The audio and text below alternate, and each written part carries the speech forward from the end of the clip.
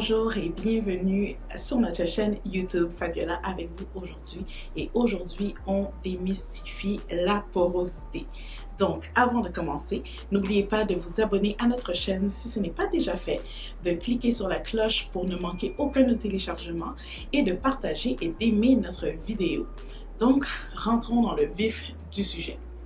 La porosité, le fameux test du verre d'eau. Est-ce que ça fonctionne? Est-ce que ça vaut la peine? C'est quoi ce test de verre d'eau-là? Est-ce que ça vaut la peine de connaître sa porosité? Je réponds à toutes vos questions. Mais pour commencer, rentrons dans le vif du sujet en expliquant d'abord c'est quoi le cheveu. La structure d'un cheveu. Donc comme vous allez pouvoir le voir à l'écran en ce moment, c'est constitué de la cuticule, du cortex et de la moelle. Donc la cuticule qui est la couche externe et transparente qui protège le cheveu. Donc c'est composé de fibres qui se chevauchent toutes dans le même sens, donc vers les pointes. Donc plus l'apparence d'une chevelure est saine, plus les cuticules vont être lisses, sans brèche ou déchirure. Donc c'est très fragile, puis c'est rapidement abîmé par les mouvements répétitifs. Donc exemple, shampoing, démêlage, coiffure, friction et l'environnement. Le cortex, quant à lui, c'est le véritable noyau du cheveu. Donc, il est composé d'une structure protéinée qui confère au cheveu sa force et son élasticité. Il contient aussi un pigment responsable de la couleur du poil, la mélanine. Donc, c'est aussi le cortex qui est responsable de l'absorption de l'eau dans la chevelure. Sans apport agent hydratant, il se durcit et devient sec. Donc, toutes les altérations chimiques ou physiques permanentes, défrisants, coloration ou temporaires qui est le lissage ou le sèche-cheveux, ils vont agir sur le cortex en modifiant les liaisons chimiques ou physiques de ces molécules. Ensuite, la moelle. La moelle, c'est certains cheveux, ils n'en ont pas. Mais il y en a qui se présentent dans les tiges plus larges. Donc, on cherche encore à déterminer son rôle. Donc, suite à ça, avec l'image que vous avez vue, c'est ce qui compose la structure du cheveu.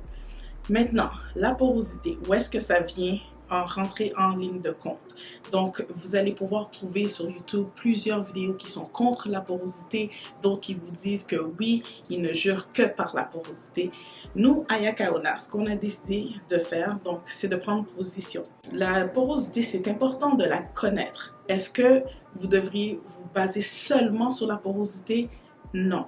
L'important, c'est d'avoir un apport équilibré dans l'hydratation. Donc, une fois qu'on comprend la structure du cheveu, c'est ici qu'on va pouvoir savoir, OK, comment est-ce que j'adapte ma routine pour la porosité? Donc, en principe, vous allez tout simplement apprendre à mieux hydrater et comment garder l'hydratation. Il y a 3 types de porosité. On en catégorise 2, mais la troisième est le juste milieu entre les deux. Donc, vous pouvez avoir une faible porosité. La faible porosité, dans le fond, c'est lorsque les cuticules sont complètement fermées. Donc, c'est difficile pour les produits de pénétrer dans les cheveux. Ensuite, vous avez aussi de la misère à faire sécher vos cheveux. Quand vous les laissez sécher à l'air, ça prend une éternité à sécher. Vous avez une forte porosité lorsque, par exemple, vous commencez à hydrater un côté de vos cheveux et tout d'un coup, l'autre côté, en 15 minutes, est complètement sec. Donc, il vous faut réhydrater mouillé pour pouvoir continuer votre routine. Ou vos cheveux sont beaucoup plus ternes, beaucoup plus cassants. Donc, ça, c'est lorsque les cuticules sont complètement ouverts sur les cheveux. Donc, l'hydratation est facile à pénétrer, mais elle s'échappe aussi facilement qu'elle est rentrée.